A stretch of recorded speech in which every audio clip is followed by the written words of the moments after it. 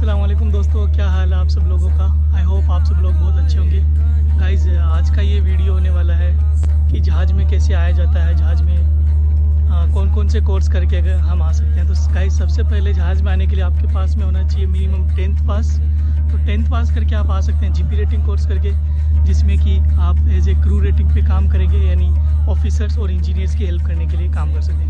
दूसरा है आप बीटेक करके आ सकते हैं, आप डीएनएस करके आ सकते हैं। तो बीटेक में आप BTech in marine engineering, BTech in electrical engineering करके आ सकते हैं। अगर आप मरीन इंजीनियरिंग करके आते हैं तो आप इंजन रूम में एज ए इंजीनियर ऑफिसर काम करेंगे, और आप इलेक्ट्रिकल इंजीनियरिंग करके आते हैं तो आप लोग ईटीओ यानी इलेक्ट्रो टेक्निकल ऑफिसर बन के इंजन रूम में काम करेंगे। दूसरा है कि अगर आप 10th पास है और आप सैलून रेटिंग यानी केटरिंग डिपार्टमेंट में आना चाहते हैं, यानी कुक या फिर शेफ़ या फिर जीएस स्टीवर्ड में आना चाहते हैं, तो उसके लिए आपको एक कोर्स करना पड़ता है जिसका नाम है सीसीएमसी।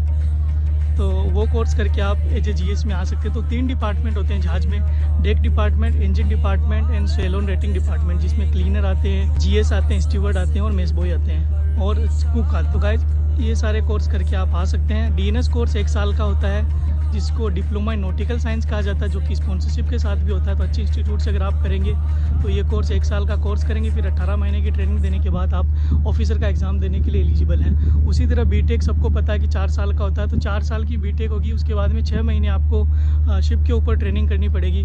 ट्रेनिंग करने के बाद में एग्ज़ाम दे सकते हैं एज ए इंजीनियर का, यानी 4th इंजीनियर का, जिसको क्लास 4 का एग्ज़ाम कहा जाता है। उसके बाद आप 4th इंजीनियर एज जहाज़ में काम कर सकते हैं। और उसी तरह अगर आपको ईटीओ यानी इलेक्ट्रो टेक्निकल ऑफिसर बनना है तो उसके लिए आपको इलेक्ट्रिकल इंजीनियरिंग करनी पड़ेगी। और इलेक्ट्रिकल इंजीनियरिंग करने के बाद में आपको 4 महीने का ईटीओ का कोर्स करना पड़ेगा।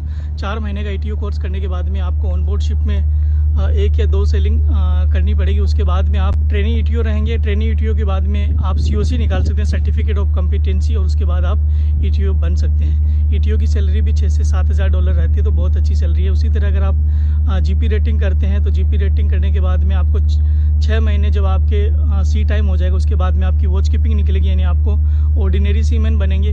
ऑर्डिनरी सीमैन बनने के बाद में आप 18 महीने और करने पड़ेंगे ऑन बोर्ड शिप पे। तो 18 महीने करने के बाद में आप एबल बॉडी यानी एबी बनेंगे, और उसके बाद में आपकी जो सैलरी है वो सीधे ही 1600 से 1800 डॉलर के करीब हो जाएगी। तो आई होप आप सब लोगों को ये इन्फॉर्मेशन अच्छी लगी। Thank you so much.